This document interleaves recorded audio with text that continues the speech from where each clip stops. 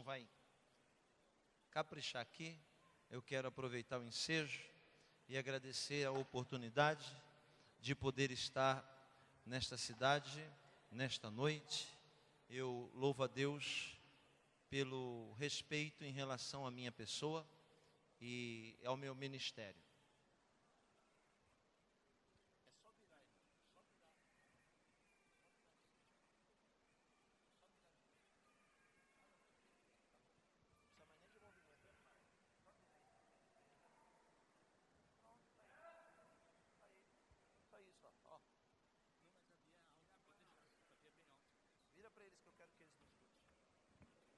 Muito bem, estou, como estava dizendo, muito satisfeito e a primeira vez que chego nessa cidade, mas eu quero dizer a vocês, povo de Deus, preste atenção no que eu vou dizer.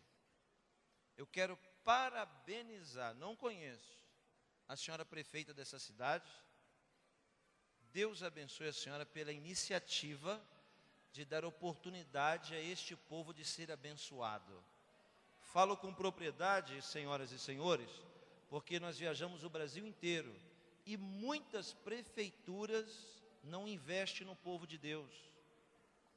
Trazem cantores do mundo, fazem aquela arruaça na cidade, e essa mulher, impelida pelo Espírito Santo, preocupou em abençoar a sua vida. Vamos aplaudir a Jesus pela vida dela? Deus abençoe a sua prefeita.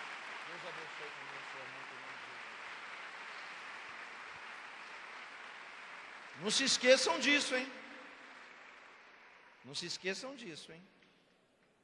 Quero também louvar a Deus pela vida do Júnior. Aqui, ó, dá a mão aqui, rapaz. Grande homem, foi aquele que, através dos pastores, entrou em contato para que, da senhora prefeita, para que pudéssemos estar aqui. Muito obrigado, é um prazer grande conhecê-lo, viu? O senhor luta UFC, alguma coisa? Não. MMA, nada? Se cuida um pouco, para não ficar... Então vem aqui, vem tirar uma foto comigo. Cadê o fotógrafo aqui? Você? Tira uma foto minha com ele agora.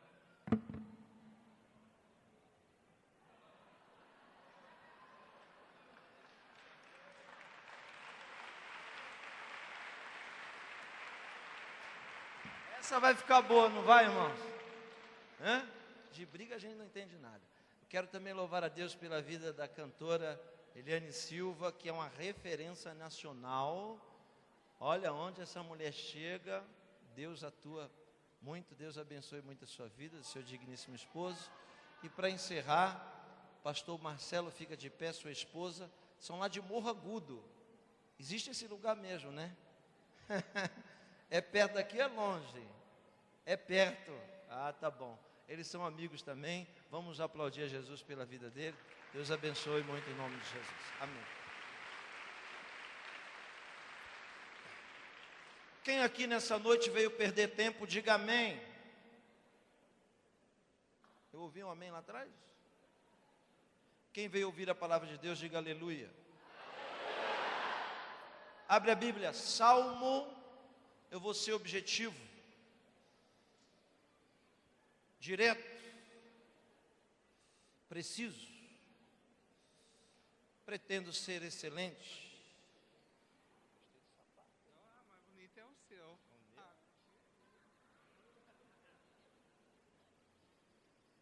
O livro do Salmo, de número, porque Salmo não tem capítulo, não é uma história em sequência. O livro do Salmo, senhoras e senhores, nada mais é do que o inário do povo hebreu.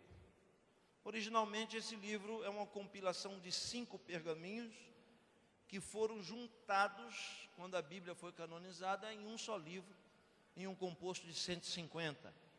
O salmo que nós vamos ler é o Salmo de número 51 e apenas o versículo 5º. Salmo de número 51, verso 5º. Como sou um pregador inexperiente, quero pedir ajuda, humildemente pedir ajuda a todos os amigos que nos acompanham agora, evitar andar e evitar conversar durante a palavra de Deus. Pode ler sentado mesmo, não tem problema. Reverência é ficar caladinho quando Deus está falando. Isso é que é reverência. Ok? Salmo de número 51, assentado mesmo, verso 5. Salmo 51, verso 5. Quem encontrou, diga amém. Olhe para mim. 3.000 anos a idade desse texto. Escrito originalmente na língua hebraica e precisamente preservada pelo Espírito Santo até hoje, da mesma maneira com que foi escrito há 3.000 anos atrás. Salmo de número 51, verso 5, está escrito: em pecado fui gerado, e em pecado concebeu-me a minha mãe. Feche seus olhos, vamos orar.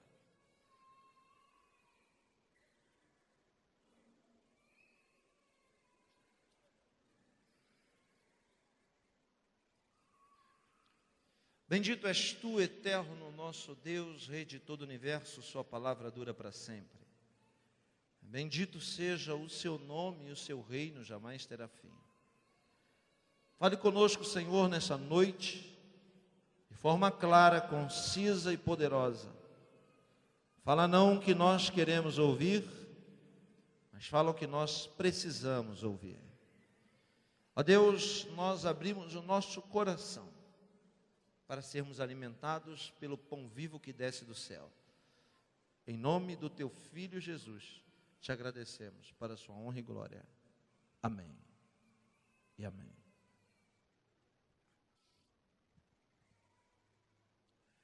De forma equivocada, muitas pessoas acham e afirmam que a maioria dos salmos escritos na Bíblia é de autoria de Davi. É um equívoco porque muitas outras pessoas escreveram no livro dos Salmos a sua expressão em forma de cântico. Mas por sua vez, Davi é sem dúvida o mais notável de todos os salmistas. O autor do texto que nós acabamos de ler foi a maior referência política, e é a maior referência política do povo judeu até os dias de hoje. Muito mais do que um grande monarca, muito mais do que um grande político, Davi também foi um grande guerreiro, foi também um grande general, mas o seu nome está profundamente vinculado, não ao seu ofício como rei, muito menos como general ou como um líder estadista. O nome de Davi é profundamente vinculado àquilo que ele expressou em forma de cântico no livro dos Salmos. De todos os salmos da autoria davídica, 2 eu gostaria de destacar como os mais conhecidos. O salmo mais conhecido de Davi não é apenas o salmo mais conhecido de Davi. O salmo mais conhecido de Davi é o texto mais conhecido de toda a Bíblia. O Salmo de número 23 é mais conhecido do que João 3,16 dos cristãos. O Salmo de número 23 é mais conhecido do que Êxodo 20 dos judeus. É o texto bíblico mais traduzido na história da humanidade. O Salmo 23, senhoras e senhores, consegue transcender, esparramar as caixinhas de sapato da nossa religiosidade. Não precisa ser muçulmano, nem judeu, e muito menos cristão, para conhecer pelo menos o primeiro versículo do Salmo 23. Você pode chegar em uma grande cidade entrar em um táxi e esse taxista ser alguém totalmente descomprometido com Deus, mas você vai ver esse taxista ouvindo música profana, vai ver esse taxista falando palavrões no telefone, vai ver esse taxista fumando um cigarro, alguma coisa, vai ver um monte de fitas penduradas no seu retrovisor, mas em algum lugar daquele carro vai ter um adesivo colado dizendo: o Senhor é meu pastor e nada me faltará.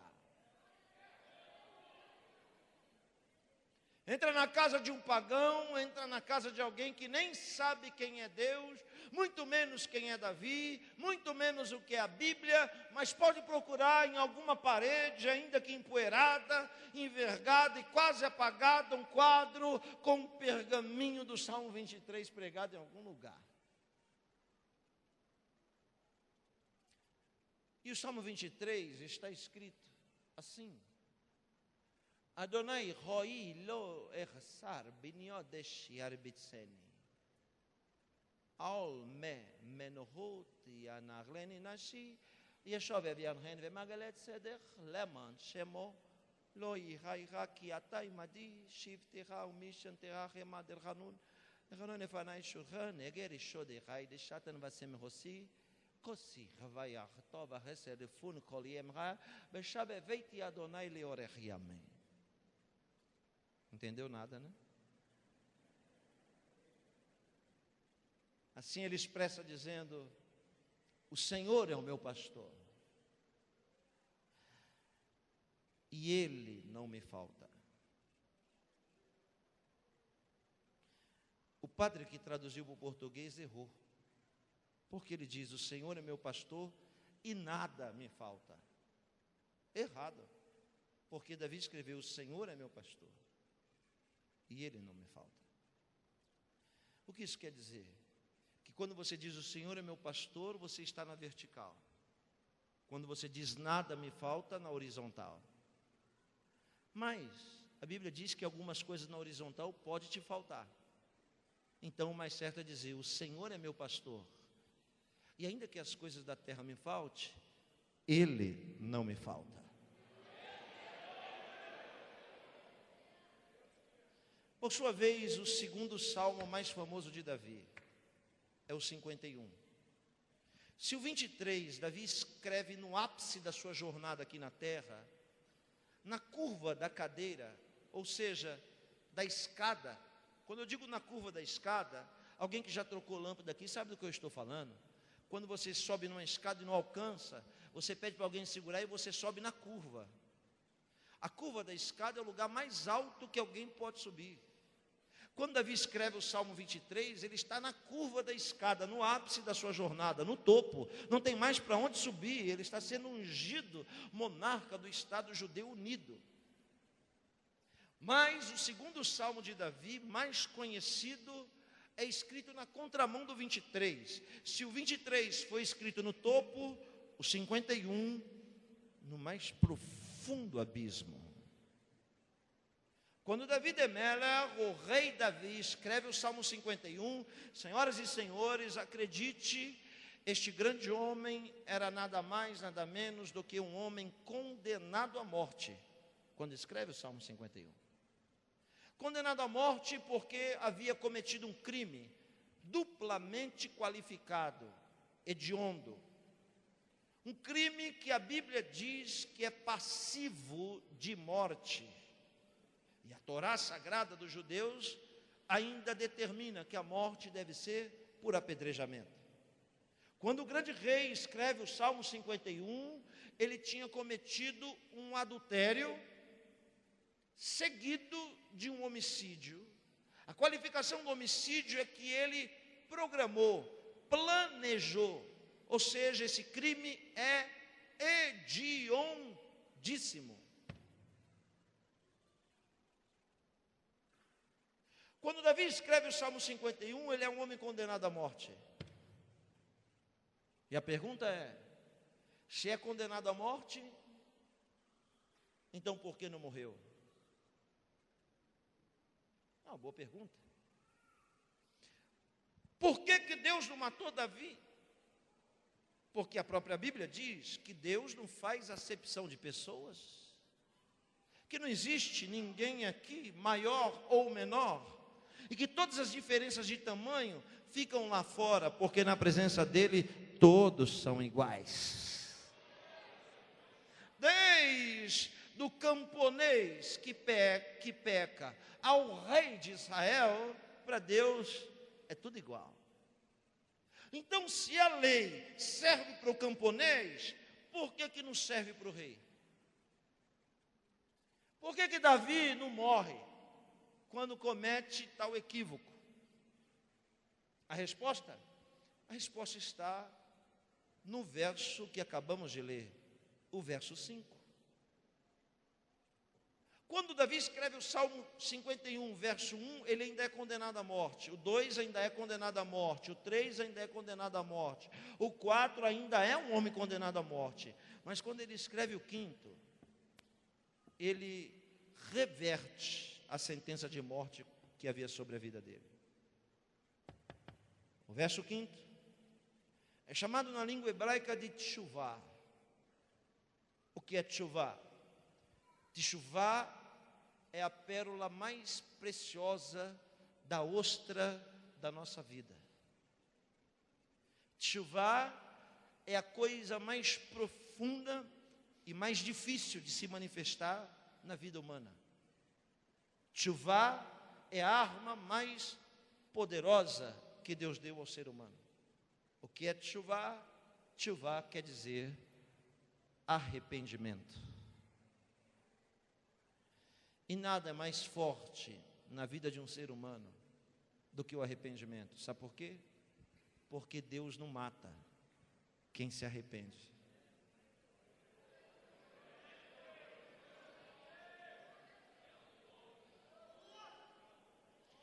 Condenado à morte, ele pede para escrever o Salmo 51.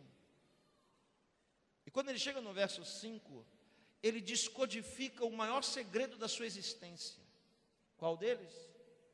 Ele diz: em pecado fui gerado, em pecado minha mãe me deu a luz. Não é um erro os teólogos e os exegetas dizer que Davi se refere ao pecado original, aquele de Adão e Eva. O pecado original com que faz com que todos os mortais, gerados da mesma maneira, já nascem condenados a morrer. Por que nascem condenados a morrer? Porque estão sendo gerados iguais. Olhe para mim, sem se distrair. Por que a morte tem poder sobre todos nós, primeiro sobre mim? Por quê? Porque todos nós fomos gerados iguais. Porque somos gerados iguais, a morte tem força sobre nós. Um dia seremos vencidos por ela. Olhe para mim. Mas em Gênesis 3:15, Deus lança a primeira profecia, e a primeira pessoa a receber uma profecia na Bíblia é o diabo. Porque Deus profetiza para o diabo que a semente da mulher iria esmagar a cabeça dele. Não precisamos ser doutores em genética para entender que mulher não tem semente. A mulher é genitora, senhoras e senhores, e a semente pertence ao homem. Mas Deus profetiza algo fora do padrão, dizendo a semente da mulher. Como se a mulher por si só não gera? Ela precisa da semente, e essa semente é do homem, não dela. Aquela palavra profética se referia da maneira com que o Salvador viria ao mundo. Sem a semente do homem. Somente com a influência do Espírito Santo. E como ele não é gerado como todos nós, então logo a morte não tem poder sobre ele. Pode matar, que ele ressuscita. Mata, ele ressuscita. Mata, ele ressuscita. Mata, ele ressuscita. Porque a morte não tem poder sobre ele. Não é alguém que ressuscitou Jesus, não. Ele se auto-ressuscitou. Quando Davi diz em pecado fui gerado, Muita gente acha que ele está falando ou se referindo ao pecado adâmico, que todos nós somos gerados. Mas olha só, toda vez que você quiser falar de Deus, ou para Deus, dos outros, Deus não se interessa. Isso quer dizer que Davi não está falando do pecado de Adão, Davi está falando dele. Davi está falando dele. Em pecado fui gerado, em pecado concebeu minha mãe. Aperta o cinto, deixa a criança gritar e olha para o altar. A mensagem vai começar em 10 minutos.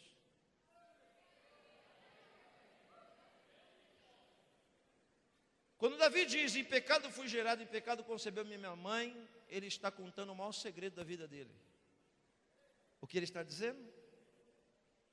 Acredite, Davi está dizendo que ele é fruto de um relacionamento extraconjugal de seu pai Jessé. Já murmurou? Espera aí, antes de você me queimar nas inquisições dos seus conceitos e preconceitos, permita-me, por gentileza, lhe provar. Davi é meio irmão dos seus irmãos e não é filho da mesma mãe dos seus irmãos. Provas cabais dentro das Escrituras.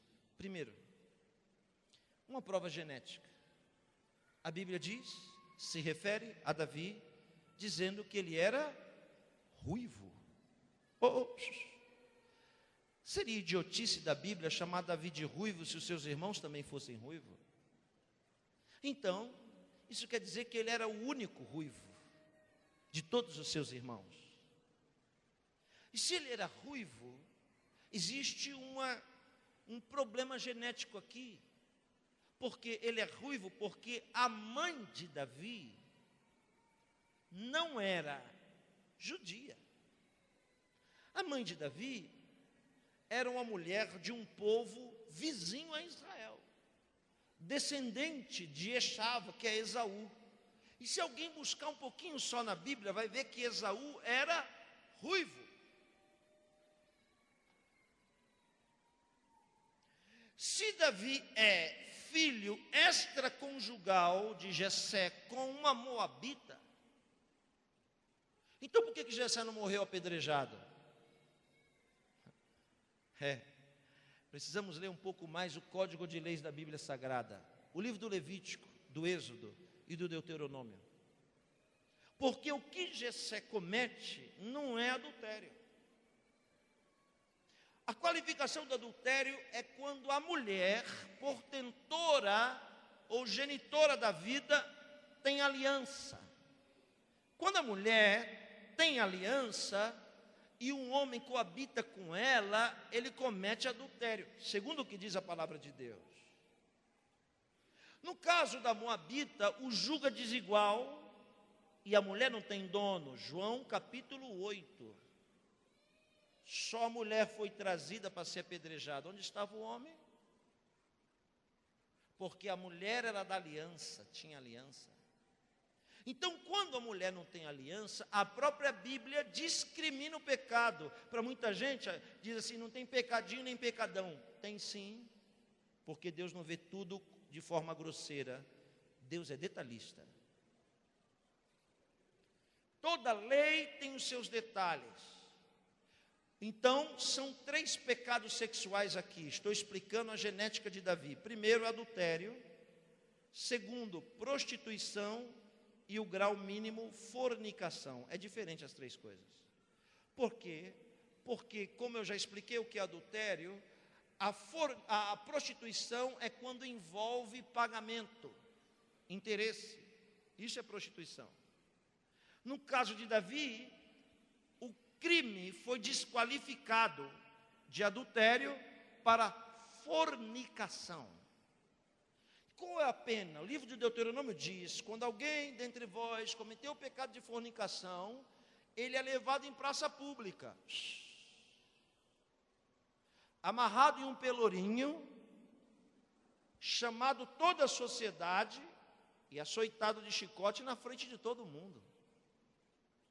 Ainda diz a mesma lei que tem uma vírgula, que não tem um ponto final. Ela diz assim: se o filho do pecado for fêmea, fica com a mãe. Mas se for macho, quem vai carregar a vergonha será o pai. Está escrito isso na Bíblia.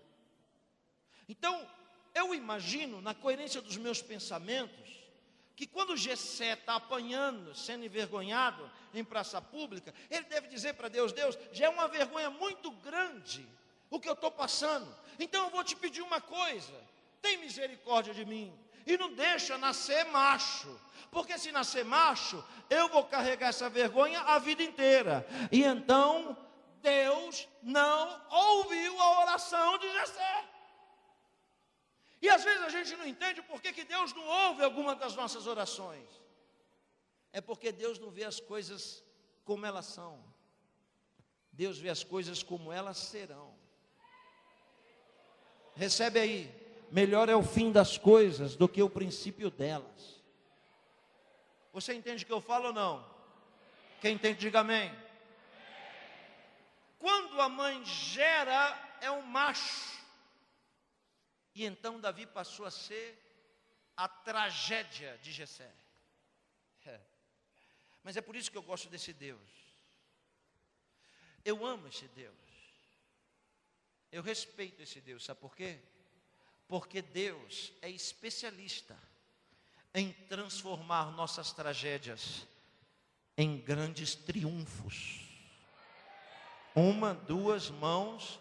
Tem mais uma lá em cima, outra ali e outra acolá. Levante a mão e receba o que eu vou lhe dizer. Deus te trouxe aqui para lhe dizer: eu permiti a tragédia na sua vida para transformar essa tragédia na maior vitória da sua vida. Onde estão as pessoas que recebem essa palavra aqui nessa noite? Diga glória e exalte o nome do Senhor.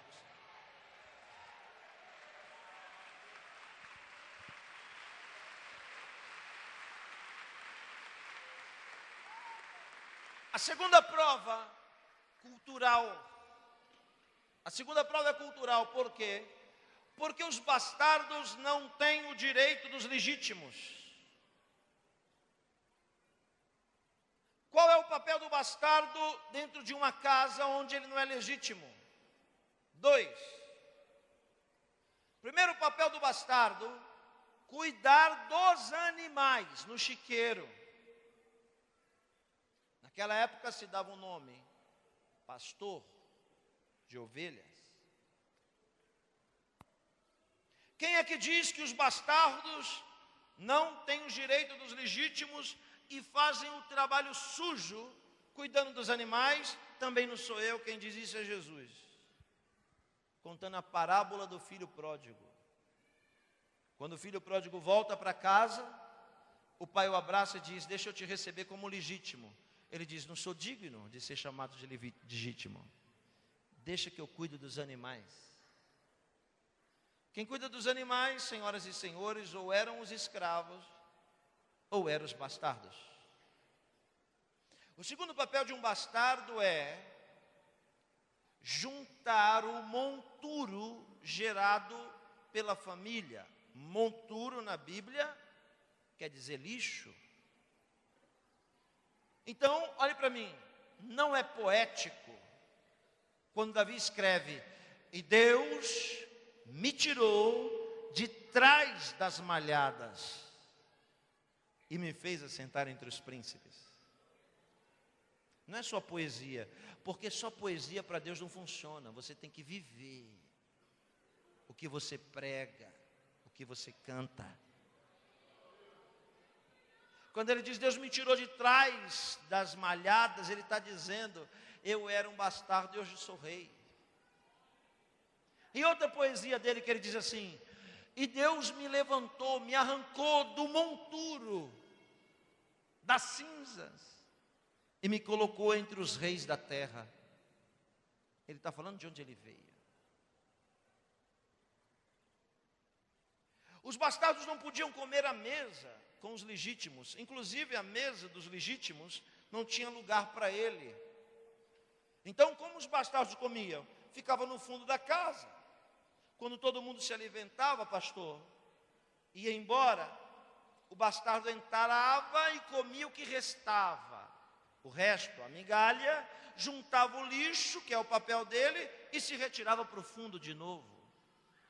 Além de não poder comer, para não se sentir membro do clã, membro da família, o bastardo também não podia ter, por exemplo, as sandálias da dinastia familiar, coisa que só os oficiais poderiam ter.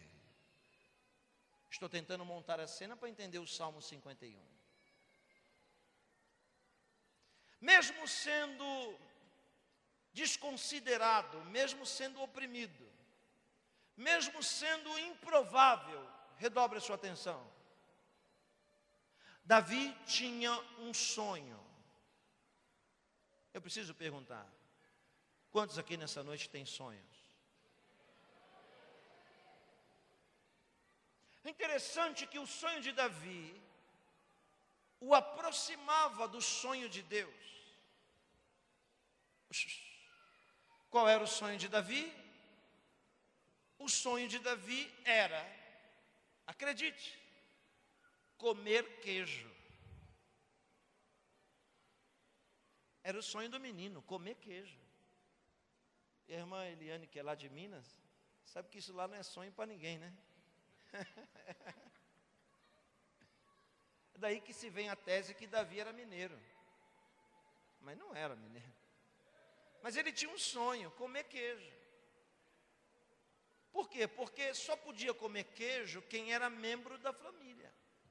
Então você imagina que os irmãos de Davi, quando comia e via que sobrava queijo, eles esmigalhavam o queijo e pisavam em cima, para Davi não se sentir membro da família. Mas eu estou lhe dizendo que Deus usava aquele sonho para aproximar Davi de algo maior, que era o sonho de Deus. Sabe qual que era a maior alegria do menino? Era quando o pai ia na porta dos fundos. A porta está aqui. Jessé vinha e virava de costa. Por quê? Porque Davi não podia olhar nos olhos de Jessé. Seria desonroso. Então ele virava de costa e gritava: Davi! O menino franzino, cheio de sarda no rosto, maltrapilho, pés descalços, todo sujo de pele de animal, vinha na porta tremendo e de cabeça baixa dizia: sim, sim, senhor. Aí o pai dizia: está vendo esse cesto de queijo aí? Vai levar para os seus irmãos no campo de batalha. Aquilo era a maior alegria de Davi. Eu já estive lá em Belém. 3,7 quilômetros de distância da casa de Davi até o campo de batalha, onde eles acampavam. E eu não estou dizendo que a terra era a terra fofa, roxa e macia do interior de São Paulo ou do Paraná. Eu estou falando de um território árido, semiárido, que faz 50 graus centígrados durante o dia e 5 graus à noite. Eu estou falando de um ambiente propício ao desânimo. Eu não sou espírita, mas estou ouvindo vozes.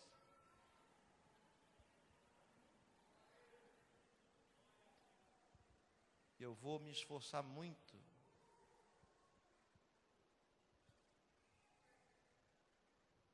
para abençoar a sua vida. Se você me ajudar, é claro. Olhe para mim. Davi juntava aquele cesto de queijo, botava nas costas e partia pelo deserto.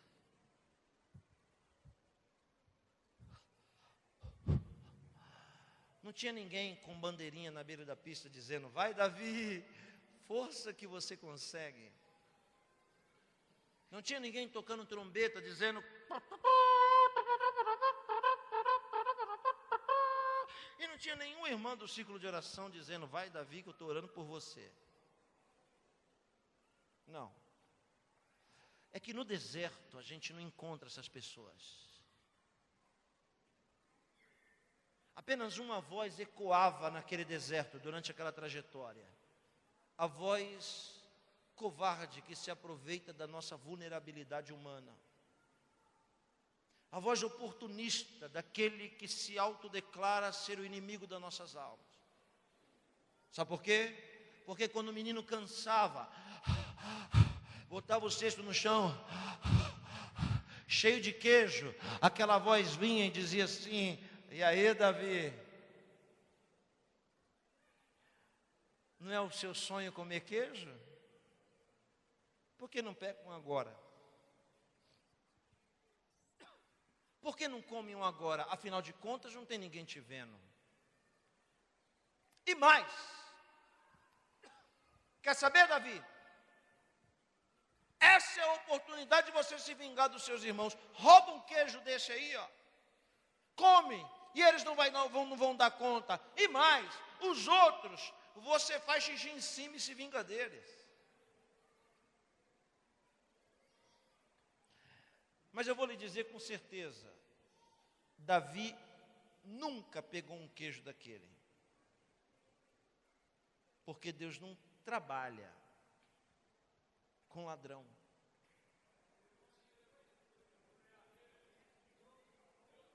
Segundo, ouça o que eu vou dizer. Davi nunca se vingou dos seus irmãos. Sabe por quê? Olhe para cá. Porque quem se vinga é fraco. Forte é quem tem oportunidade de se vingar, mas não se vinga. Como eu não estou pregando para as paredes, e vim de muito longe para te dizer isso, eu quero lhe dizer que uma oportunidade de se vingar vai cair no seu colo. E não acredite que foi Deus que te deu essa oportunidade, não. Essa oportunidade de se vingar vai cair no seu colo. E o Senhor está descendo aqui através dessa palavra para lhe dizer: não se vingue, não seja fraco, seja forte, porque eu tenho um negócio contigo nessa terra.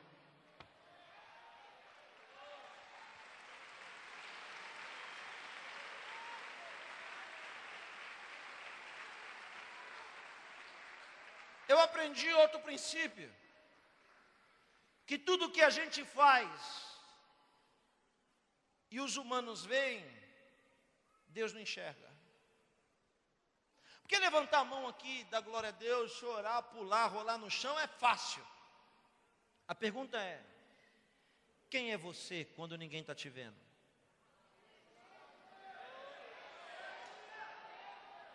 As coisas podem mudar drasticamente quando você fica só.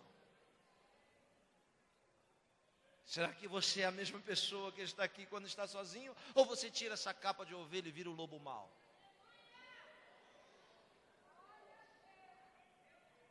Para Deus só conta aquilo que a gente faz e ninguém está vendo. Por isso que Jesus diz: quer dar uma oferta, que a mão direita faz, a esquerda não pode saber. Quer resposta urgente? Não ora no meio do povo, não. Entra no teu quarto em secreto e clama a face do Senhor teu Deus. Porque para Deus só contabiliza o que a gente faz e ninguém está vendo. Aí alguém arruma essas cadeiras aqui, não tem ninguém no ginásio, arruma as cadeiras e fica esperando a direção citar o nome dela. Está fazendo para quem? Para os homens ou para Deus? Se estiver fazendo para Deus, o galardão é dele. Se não cita o seu nome, você tem galardão com Deus. Quem quer que eu pare, diga amém. Eu vi um amém. Quem quer que eu continue, diga glória a Deus. Eu vou ficar com a maioria então. O menino corria aquele chão cheio de pedra, pastor Eliane Silva, correndo com aquele cesto de queijo. E quando ele chegava lá no campo de batalha, o irmão mais velho o recepcionava, e era a vergonha da família. Era só ele entregar o queijo ali, o irmão batia o pé e dizia: vai rapaz, vai, some, mete o pé, vai embora daqui. E o menino Franzino Júnior voltava correndo. Eu estou falando de 3,7 quilômetros de distância. Pé no chão, carregando um cesto de queijo mais pesado do que ele. E eu estou dizendo desde o começo que Deus usa os nossos sonhos para colocar a gente perto do sonho dele. Por quê? Porque quando o menino ia voltar, algo atraiu o seu coração. Isso quer dizer, tudo que atrai o nosso coração é sonho de Deus. O que atraiu o coração do menino? O barulho da guerra. Porque ele ouviu o barulho da guerra, o relinchar dos cavalos, o barulho das espadas, os guerreiros amolando as lâminas, trabalhando nos escudos. Então o menino acho que parava, porque aquilo era muito forte. E voltava a um arbusto e ficava olhando os soldados treinando na guerra, os soldados amolando as espadas, e ele olhava pelo arbusto e dizia: quem me dera que eu fosse pelo menos um soldado de Israel. Eu queria ser um escudeiro de um guerreiro desse. Olha que coisa fantástica, olha que coisa maravilhosa. Quem me dera que eu fosse aí, um soldadinho raso de Israel. Mas quando você sonha o sonho de Deus, a voz volta e diz assim: ei, Davi, acorda, queridão, desperta, você nunca vai ser soldado de Israel. Se esqueceu que a sua mãe é moabita? E dentro dessa religião só é judeu quem é filho de mãe judia. Você não pode servir o exército, Davi. Você é discriminado, você é rejeitado. A voz dizia para ele: não sonhe tão alto assim, você nunca será um soldado. E sabe de uma coisa, eu vou lhe dizer, Davi nunca foi soldado mesmo, mas foi general. Não, o irmão que está olhando para o céu ali não ouviu. Eu vou dizer de novo, nunca foi soldado, mas foi general. Não, o outro que está pensando na morte da bezerra, eu vou dizer de novo, nunca foi soldado, mas foi presidente da república, rei do estado judeu, Israel. Tem uma mão para levantar e receber o que eu vou dizer? Tem uma mão para levantar e receber? Então você recebe agora o que eu vou falar. Tudo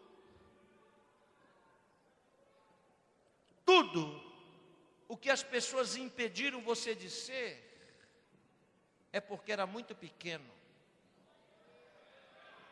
Ninguém neste mundo tem poder de impedir você de ser coisa grande, coisa que Deus determinou. Aleluia, você pode não ser soldado, mas vai ser general.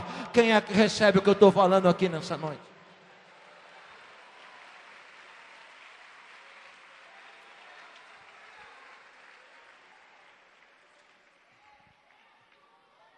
Isso é para me parar, né? É para mim parar, né, a mensagem? Não? Eu estou saindo da introdução agora, pastor. Posso?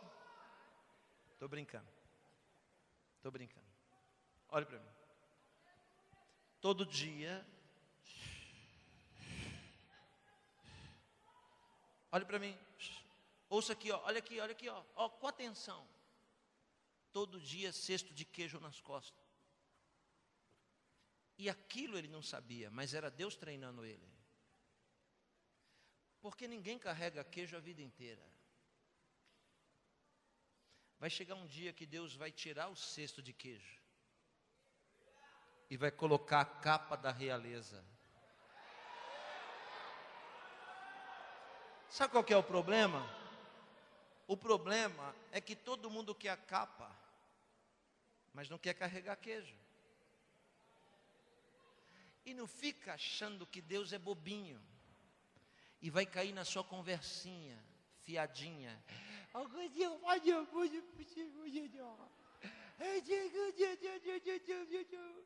Deus é bobo. Fica com essa conversinha fiada. Quando Deus me der 10 mil por mês, eu vou ser dizimista. E não é nem nos 100 reais.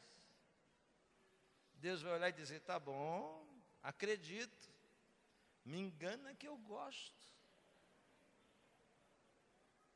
Deus sabe onde investe. Quer a capa? Quem quer a capa? Aprende que tem um caminho para chegar nela. Carrega queijo primeiro.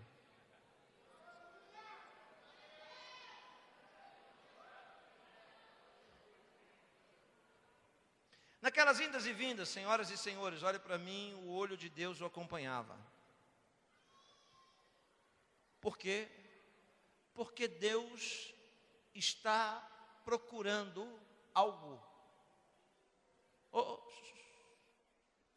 Eu não disse estava, eu disse Deus está procurando algo. Eu falo assim, Deus está procurando, é para a gente alcançar intelectualmente, porque os pensamentos dele é muito elevado e o nosso é muito baixo. Como Deus procura se ele sabe onde estão todas as coisas? Deus sabe onde estão todas as coisas, então por que ele está procurando? Isso quer dizer o quê? Olhe para mim, que existem muitas coisas em nós que são boas, que a gente faz todo dia e é bom, mas não é suficiente para mudar a nossa história. Por quê? Porque podemos fazer muitas coisas boas, mas nenhuma delas Deus esteja precisando. O que vai fazer diferença na nossa vida é Deus encontrar em nós o que Ele não encontra em qualquer um.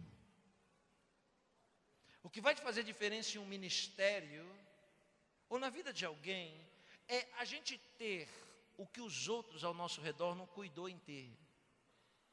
Esse é o diferencial. Ou seja, fazemos muitas coisas boas, mas talvez nenhuma delas impressione Deus. Deus está procurando o quê? Deus está procurando aquilo que Ele precisa. E aí você me questiona de novo dizendo, e Deus precisa de alguma coisa? É só você ler Lucas capítulo 19. Jesus chama 2 discípulos e diz assim, vai na frente que vai ter um jumento preso. Solta o jumento. Se o dono perguntar, diga para ele que eu preciso dele. Então existe algo em você muito interessante para Deus, que Ele está precisando usar nessa noite.